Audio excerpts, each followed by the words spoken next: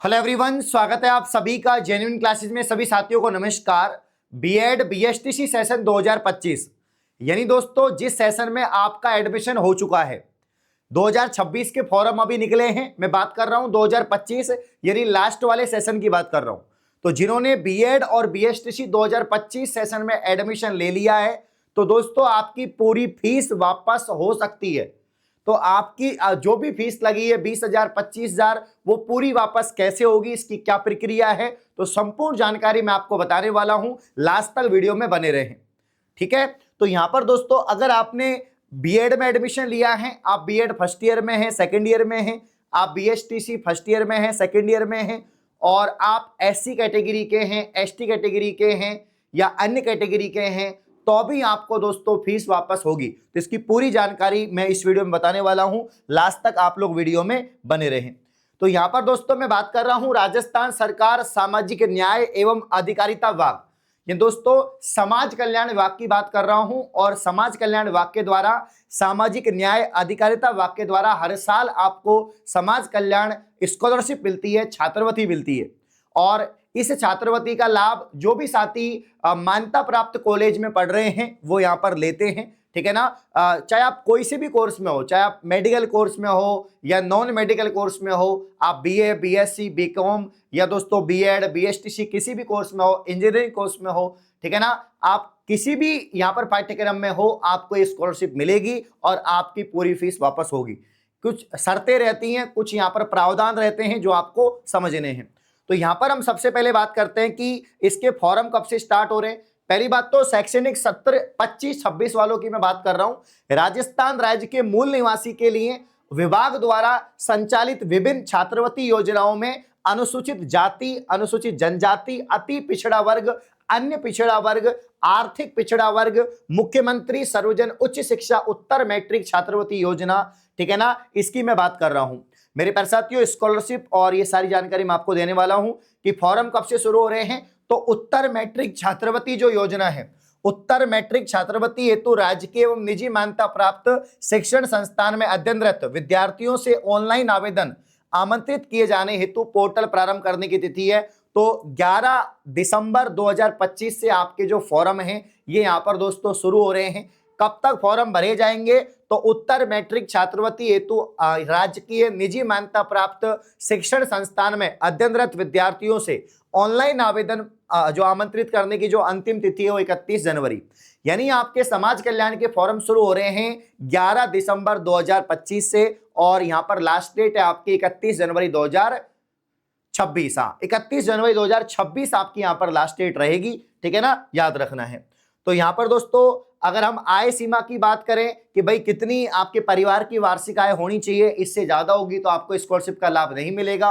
तो आय सीमा जो है यहां पर अगर हम बात करें SC category, ST category, MBC category, EBC category, OBC category या जो अंबेडकर विमुक्त यहाँ पर दोस्तों घुमंतु या अर्ध घुमंतु डीएनटी वगैरह जो है इनके लिए तो 2.5 लाख से ज्यादा आपके परिवार की या यहाँ पर वार्षिक आय नहीं होनी चाहिए। अगर 2.5 लाख से ज्यादा आपके परिवार की वार्षिक आय है तो आपको इस स्कॉलरशिप का लाभ नहीं मिलेगा, इस बात का ध्यान रखें, ठीक है ना। और बाकी कुछ यहाँ पर अन्य प्रावधान है, ये आप देख सकते हैं। आवेदन प्रक्रिया की बात करें तो इस बार दोस्तों ओटीआर से आपका आवेदन होगा।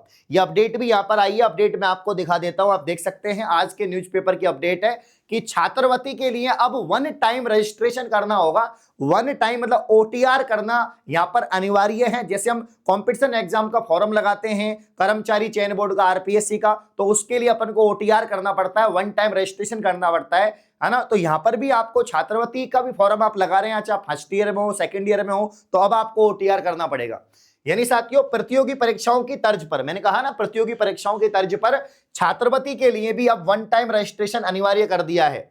सामाजिक न्याय एवं अधिकारिता विभाग के निदेशक संयुक्त शासन सचिव आशीष मोदी ने इस संबंध में आदेश जारी किया है कि इसे राज्य में सभी राजकीय मान्यता प्राप्त शिक्षण संस्थान में पढ़ रहे विद्यार्थियों पर अनिवार्यता लागू कर दिया। विभाग की ओर से संचालित छात्रवृत्ति योजना के तहत शैक्षणिक सत्र 25-26 से विद्यार्थियों को 1 टाइम रजिस्ट्रेशन करना अनिवार्य है। आवेदन पूर्व विद्यार्थी नेशनल स्कॉलरशिप पोर्टल की वेबसाइट के माध्यम से 1 टाइम रजिस्ट्रेशन अनिवार्य होगा। यानी प्यारे साथियों, आप ई मित्र पर जाएं, वहां पर पोर्टल पे जाएं और आप लोग पहले अपना रजिस्ट्रेशन करवाएं, अपने आधार नंबर, जन आधार नंबर, आपका नाम, पता, फादर का नाम, माता का नाम, है ना, आपकी डेट ऑफ बर्थ वगैरह, वो यहाँ पर एक तरह से OTR करवाओ, उसके बाद आप फॉर्म भर पाएंगे। तो ये जैसे कंपटीशन एग्जाम में होता है वैसे यहाँ पर प्रक्रिया रहेगी। तो इससे आपको बार बार अपनी जो बेसिक डिटेल है वो डालनी नहीं पड़ेगी।